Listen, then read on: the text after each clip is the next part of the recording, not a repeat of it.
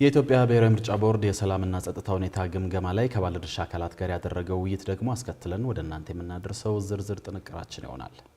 በዚህ መድረክ ላይ ምርጫ ማድረግ የሚቻልባቸውና የማይቻልባቸው አካባቢዎች ተለይተውና የመጀመሪያ ዙር ሪፖርት ቀርቦ ነው ውይይት የተደረገው።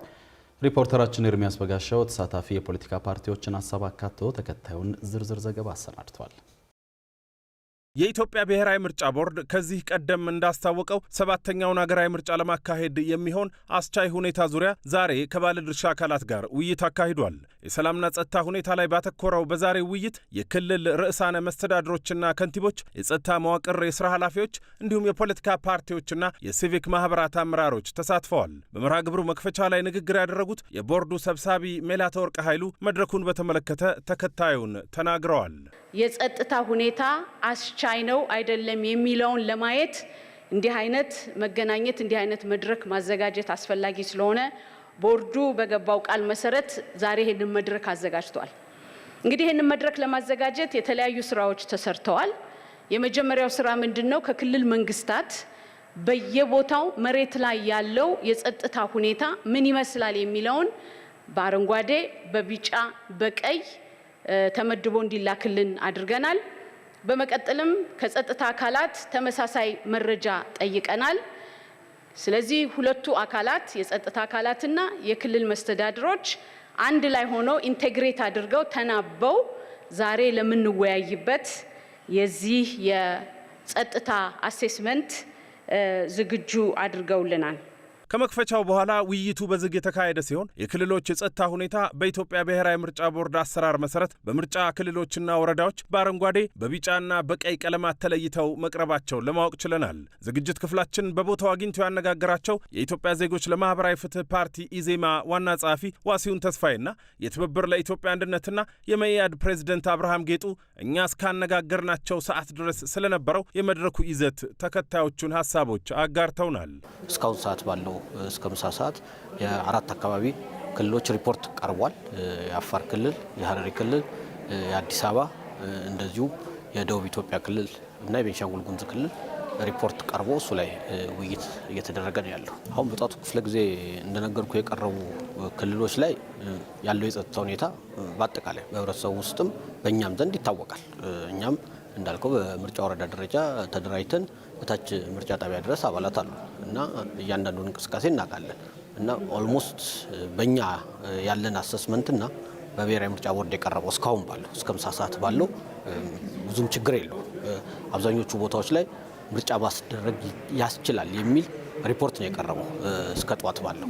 በተለይ ደግሞ መንግስት ሪሶርስ አለው። ያው እንደምታውቀው መንግስት እንትን አለው ሪሶርሱ እንደዚህ አይነት ነገሮችን የማስተካከል ኃላፊነትም ግዴታም ተጠያቂነትም ስላለበት ይህን እንዲያደርግ ጥሪ አድርገናል።